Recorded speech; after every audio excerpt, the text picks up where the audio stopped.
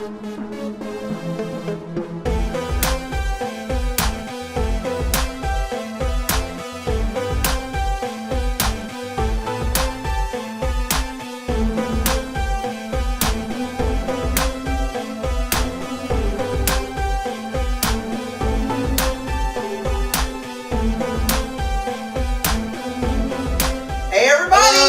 back to the Red Web. I'm your host, Brad West. Of course, I'm being joined by the lovely Miss Anastasia Anderson and Greg Burrow from Dragon's Lair Comics and Fantasy. Hey. I'm on for us today to give some expertise and talk about the comic book history age.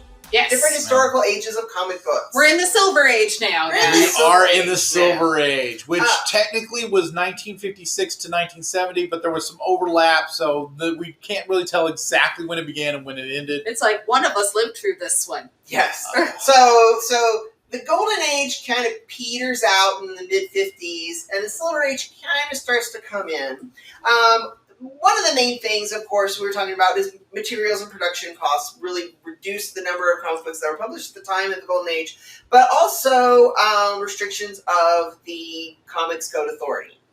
Comic Code Authority comes into effect, and the main reason behind that, of course, is McCarthyism and the book Seduction of the Innocent. Red herrings. Lots of red herrings in comic books. Right, which we double-checked. It was 1954, so it's like we have the shortage. Everything's kind of getting restricted. Everything's starting to go away. And then suddenly they're like, wait a minute. Basically, are these good for kids? And there was a real danger of the comic industry being shut down completely by the government. Absolutely. So they created the Comic Code Authority. The comic industry themselves created a self-regulating body to regulate the comics. And they called it the Comic Code Authority. And then they would put the stamp on the comic.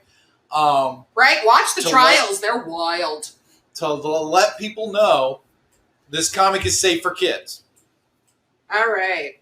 If you ever want to read a really good book, I recommend this on the show all the time. Michael Chabon has a book called The Amazing Adventures of Cavalier and Clay. And it's a historical fiction about two young Jewish boys during the time of... It's basically the history of how comic books came to be, but through this fictitious creator and his cousin and this fictitious comic book that they create. But the really interesting about it is so good with the historical fact, and it follows how the war affects comic books. It follows how the McCarthyism and the political zeitgeist of the time and all of the restrictions and things. It's really an interesting book, and it will give you a really cool, actually, historical view into not only just the basic Golden Age, but how it turned into the Silver Age. Yeah. It's a really good book. And then also the Silver Age books are smaller than the Golden Age books. Yes, the Golden Age books were 7 3/4 by 10 1/2. So they're more like a Life magazine. Yeah, when we hit the Silver Age, it drops down to 7 1/8 inch to 10 1/2 inches wide. And this is when they're trying to make them closer to I don't know, what were the magazines of the time? The beauty magazines and stuff that were thinner. Like Harper's. More like it was more catalog size. Yeah, Harper's, JCPenney. This is when we start getting to that skinnier format that we're more. And this is when Timely Comics kind of becomes Marvel Comics, was it Atlas then Timely then? That I don't remember. Okay, I can't remember exactly how it goes. I can't remember where, because I know it was like Atlas at one point, and I know it was Timely at one point, and then it became Marvel Comics. It's officially Marvel by now. It's officially Marvel Comics by now, and Stan Lee creates a cavalcade of just amazing characters with some brilliant talent like Jack Kirby. We've got... what? But there's So you're a little tiny bit ahead. Steve Ditko. There we go. Steve Ditko. You're a little tiny bit ahead. So that's not until the early 60s. Yeah. The mid-late 60s, or mid-late 50s, is when we have DC Comics under the reconstruction of the Comics Code Authority and everything. They hadn't been publishing superhero stuff for a while. They had, but it hadn't really been selling. Even after acquiring the rights to the very Captain Marvel / Shazam that they had previously put out of business. Right. And DC Comics starts deciding to reboot. Basically, this is our first actual comic book reboot. Something really kickstarted DC. It's a Adventures of Superman on television. Oh, okay. That's right. Adventures with George Reeves on television exploded. All of a sudden, Superman became so freaking popular. And there's a movie called Hollywoodland. I highly suggest. Yes. It is really good. With Ben Affleck as George Reeves. And there's some true stories in there that were really kind of scary because, I mean, it's really kind of the precursor to a lot of things that are going on today. Like, for example, George Reeves used to actually go out in costume to different events to promote Adventures of Superman and Kellogg's cereals, because Kellogg's cereals actually paid for Adventures of Superman to actually be made. Right. But anyways, at an event, a child actually got his father's pistol, and went up to George Reeves and asked if he could shoot him because he wanted to see the bullets bounce off of him. Right. So George Reeves very scaredly talks the kid down and tells him to give him the gun. But things like that. And also children were jumping out of buildings trying to fly like Superman. So he actually did a PSA telling kids, please God, don't do this. So this also starts a lot of stuff as far as the Comic Code Authority and all that as well. He also didn't give the reason he gave the kid to make him put the gun down. Because I like that reason. Basically what George Reeves says to the kid that makes him stop is he says, it will bounce off of me and hit somebody else. Yeah. I don't want to put other people in danger trying to show this to you. So he managed so not only did he manage to de-escalate the child with the gun, he managed to do it while still keeping the illusion of him being Superman alive, which I'm like, given the situation of a child pointing a gun at you, that's really smooth. Now this saying right now, I'm going to do a disclaimer here and say, please, if you own a firearm, lock your gun away or get a lock for your gun, especially if you have little small children in the house. Right? Double check that, because I'm like, the fact that a kid managed to get his parents' gun and make it all the way to the event and point the gun at somebody was like, wait. Let's get back on the lighter side of this.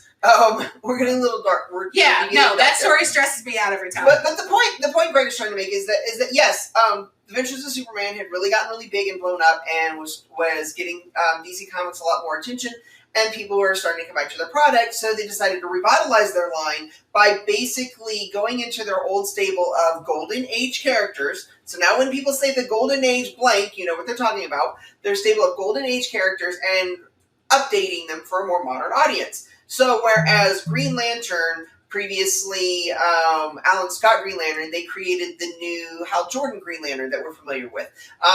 Previously Jay Garrick was the Flash. They created and this is what most historians will officially say, that 1956 was when the new Flash, Barry Allen, was created. Yeah, I was going to ask the distinction. It wasn't just that they took these old characters and said, hey, we're going to redo their stories. They actually made new characters just under the same mantle. Yeah, they basically recycled the names, but their idea was that they were going to change them up for a modern audience, make them more Atomic Age. And also fit in with Comic Code Authority, because many of these characters are like, for example, Hal Jordan, the Green Lantern, he is a space police officer, basically. With the Green Lantern Corps. The Flash, he is a forensic cop. Forensic, So that was actually a good point. Good point, Greg. A major point of contention with the Comics Code Authority is they wanted to show that the influence of authority figures. Yeah. And they wanted to move away from the idea of a vigilante being alone and not held up to any kind of standards. They wanted the accountability. So you're correct. That's one of the main things that they did, was they created them as being related to the police, just like on the Batman TV show in the 60s, when it was very important to him that Batman not be a vigilante, that they were duly deputized members of the law in Gotham City because they were working with the police. Yeah. And so these new characters, by creating new characters, and I mean, even in the comics, they were working more with Commissioner Gordon, and they were even more than in the Golden Age. In the Golden Age, he was still working with them a little bit. I mean, like Bruce Wayne was really close friends with James Gordon, and they would have meetings and stuff, and then he would have coffee with him, and they would talk about stuff, and then he would go off as Batman and do this stuff. Right. But also, he got rid of the gun. Mm-hmm. No longer did he carry a gun during the Silver Age. His costume was pretty dark in the original Golden Age stuff, and then in the Silver Age, they add the yellow thing on his chest. They make him more blue and gray, and they did a lot of things to lighten him up. They did the eyebrows and all that kind of stuff. Right. And it turned out to be very, very, very popular. And then Robin. Robin, all of the Silver Age stuff was meant to be lighter, but also, like Greg said, so the three main things, of course, we got production's better because we've got a different format and better paper, and we start to have a distribution again because there's demand for the product. Mm-hmm. We have cross-media merchandising now because we've got the television show and such, which is bringing in people to it. And we've also got the storylines conforming with the Comics Code Authority.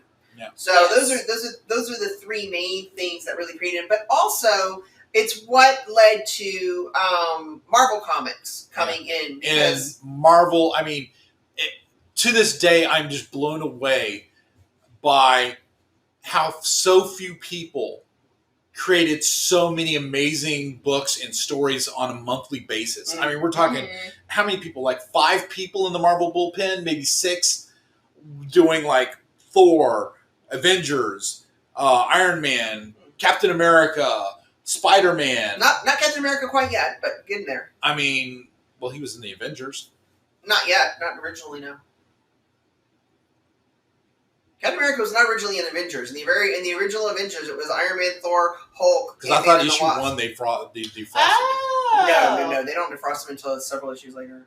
Okay. Well, anyway, so I mean, there was just so many books like coming out from just this small group of people, and they were all just consistently just amazing and wonderful. Yeah. And it's just and to understand the distinction between Golden and Silver Age, they even eventually, for the fun of it, once the new characters started getting popular and older readers come back and go, well, hey, what happened to the Flash / Green Lantern / whoever that I grew up with? You get the first multiverse, the Flash of Two Earths.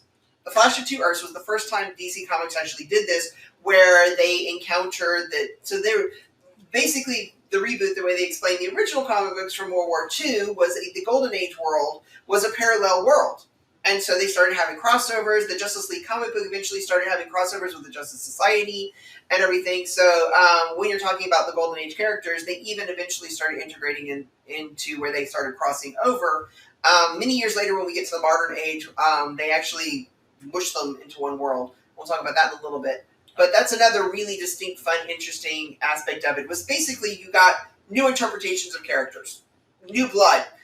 So not only do we have new blood in DC, we have new blood in Marvel. In that Marvel is creating new characters, and they're taking advantage of this new move forward with publication and everything like that, and start getting more grounded stories in a new style and everything.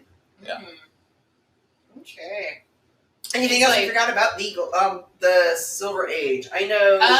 You did the one y'all glossed over was the transition from the Spinnerets and the grocery stores to books.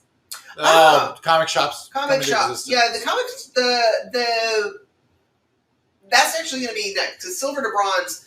That's a major contributing issue. Our major contributing aspect of what moves it from the Silver to the Bronze Age is the development of the direct market. Yeah. All right. Okay, so you guys take care and catch us tomorrow, and we will talk about the Bronze Age. The Bronze Age of comics. All right. Indeed. Bye, y'all.